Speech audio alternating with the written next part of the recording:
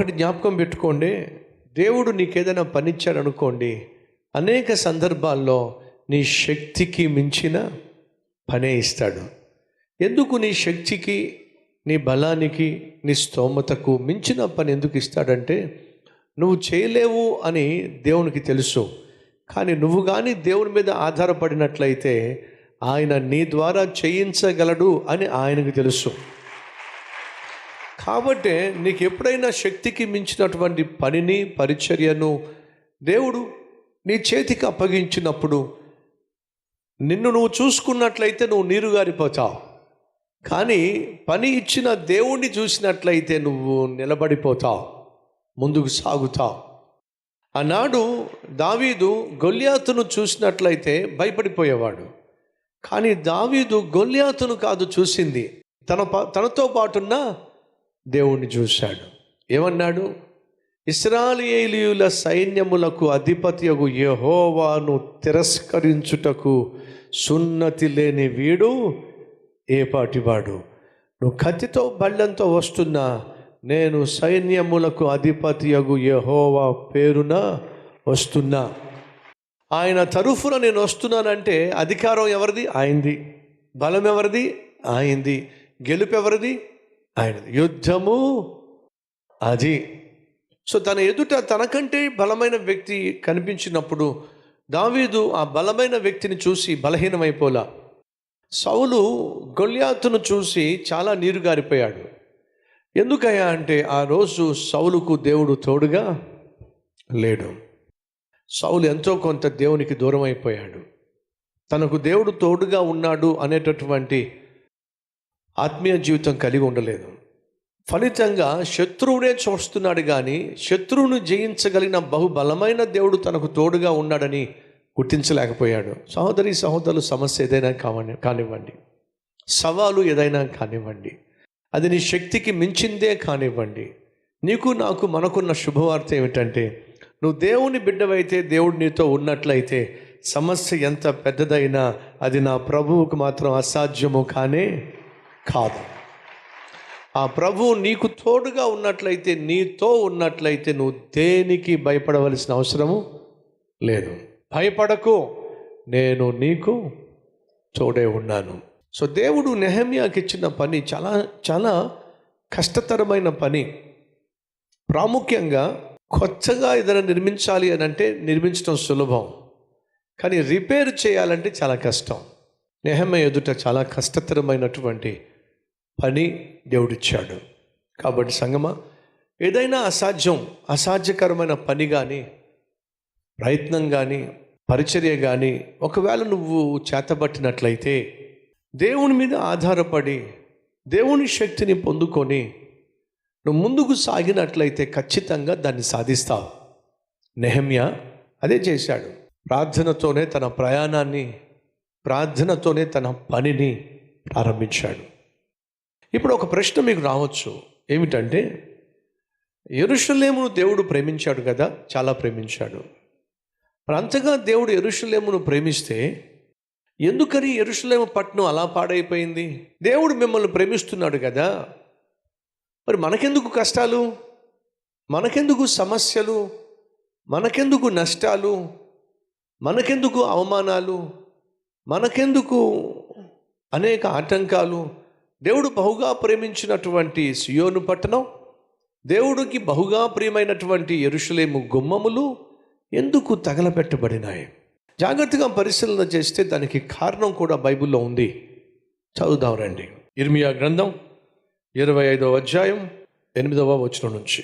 సైన్యములకు అధిపతి యెహోవా ఇలాగూ సెలవిస్తున్నాడు, మీరు నా మాటలను ఆలకింపకపోతిరి గనుక నేను ఉత్తర దేశములోనున్న సర్వజనములను నా సేవకుడైన నెబుకద్నెజరును బబులోను రాజును పిలవనంపించుచున్నాను.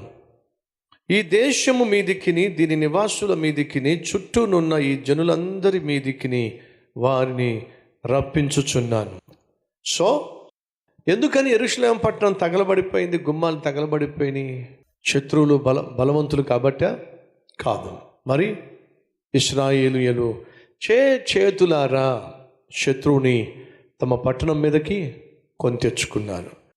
ఈరోజు మన జీవితంలో కూడా ఎందుకని అనేక కష్టాలు, ఎందుకని అనేక నష్టాలు, ఎందుకని అనేక ఆర్థిక సమస్యలు, ఎందుకని కుదరని రోగాలు, ఒకవేళ మీరు జాగ్రత్తగా పరిశీలన చేస్తే మీ మనస్సుకు మనస్సాక్షికి తట్టేది ఏమిటో తెలుసా?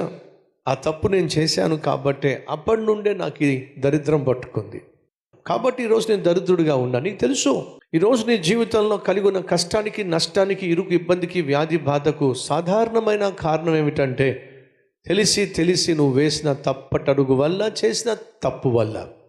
ఒప్పుకుంటావా? ఎందుకని గుమ్మములు కాలిపోయినాయి, ఎందుకని గోడలు కూలిపోయినాయి? వాళ్ళు ఇష్టానుసారంగా జీవిస్తున్నప్పుడు దేవుడు వారిని హెచ్చరిక చేశాడు. పెందల కడనే తన సేవకులను పంపించి, వద్దర్రా, ఇది చెయ్యొద్దరా, ఇలా చేయొద్దరా, ఇలా జీవించకండి, ఈ మార్గం మంచిది కాదని దేవుడు ఎంతగా వారిని హెచ్చరిక చేసినా వాళ్ళ మాట వినలా. అనగా ఈరోజు నువ్వు ఏ స్థితిని కలిగి ఉన్నావో ఆ స్థితికి సర్వసాధారణమైన కారణము దేవుడు ఆశించినట్టుగా నువ్వు జీవించకపోవటమే వాస్తవం. యెరూషలేము యొక్క గుమ్మములు దేవునికి చాలా ప్రియం, అయినా ఆ గుమ్మాలు కాలిపోయినాయి. కారణము ఇశ్రాయేలు ప్రజల యొక్క అపవిత్రత, అవిధేయత అని. ఆ గుమ్మాలు కాలిపోయినప్పటికీ, గోడలు కూలిపోయినప్పటికీ దేవుడు విడిచిపెట్టేశాడంటారా? విడిచిపెట్టలా. నేను ప్రకటిస్తున్న దేవుడు ఎల్లప్పుడూ కోపపడేవాడు కానే కాదు. కనికరము చూపించడంలో ఆయన త్వరపడేవాడు. 70 సంవత్సరాలు మిమ్మల్ని శిక్షిస్తా, కానీ 70 సంవత్సరాల తర్వాత మళ్ళా నేను మీ మీద కనికరపడతా. మళ్ళా చెదరగొట్టిన నేనే చెదిరిపోయిన మిమ్మల్ని అందరినీ తిరిగి మళ్ళా యెరూషలేముకు తీసుకొస్తా. ఈరోజు మళ్ళీ ఎవరైనా చెదిరిపోయారా? ఎవరైనా కుప్పకూలిపోయారా? చేసిన తప్పును బట్టి, దేవుడు విధించిన శిక్షను బట్టి ఎవరైనా ఏదైనా కోల్పోయి ఈరోజు ఎలా బ్రతకాలో తెలియక, బ్రతుకు తెరువు లేక, మానసికంగాను, శారీరకంగాను, ఆర్థికంగాను కుప్పకూలిపోయారా? అలా కూలిపోయిన మీలో ఎవరైనా చేసిన పాపాన్ని బట్టే, చేసినటువంటి తప్పును బట్టే, నేను చేతులారా నా జీవితాన్ని నాశనం చేసుకున్నాను కాబట్టే ఈ దుస్థితి, ఈ దుర్గతి నాకు పట్టింది అని చెప్పి మీరు ఎవరైనా పశ్చాత్తాప పడుతున్నారా? అయితే దేవుడు ఏం చేస్తాడో తెలుసా? మిమ్మును కనికరించి పోగొట్టుకున్న సమస్తాన్ని తిరిగి మళ్ళా మీ చేతికి అప్పగిస్తాడు. రండి కలిసి ప్రార్థన చేద్దాం.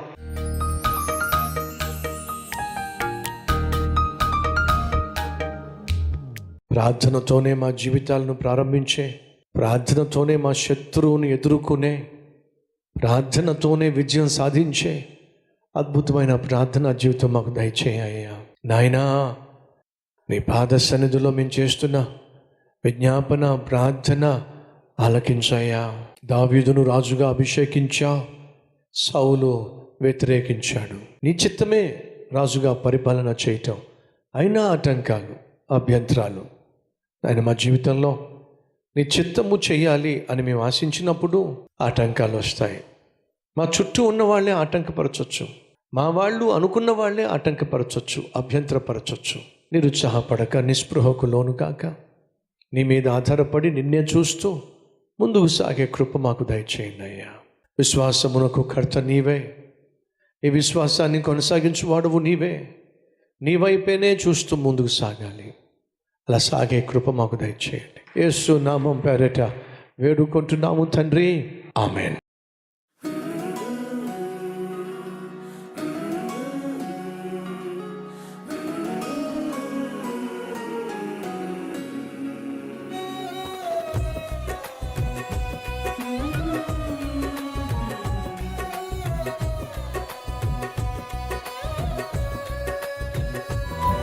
ఈ సందేశం మీకు ఆశీర్వాదకరంగా ఉన్నట్లయితే 10 మందికి షేర్ చేయండి, లైక్ చేయండి, మంచి కామెంట్ పెట్టండి. మళ్ళీ రేపు కలుసుకుందాం.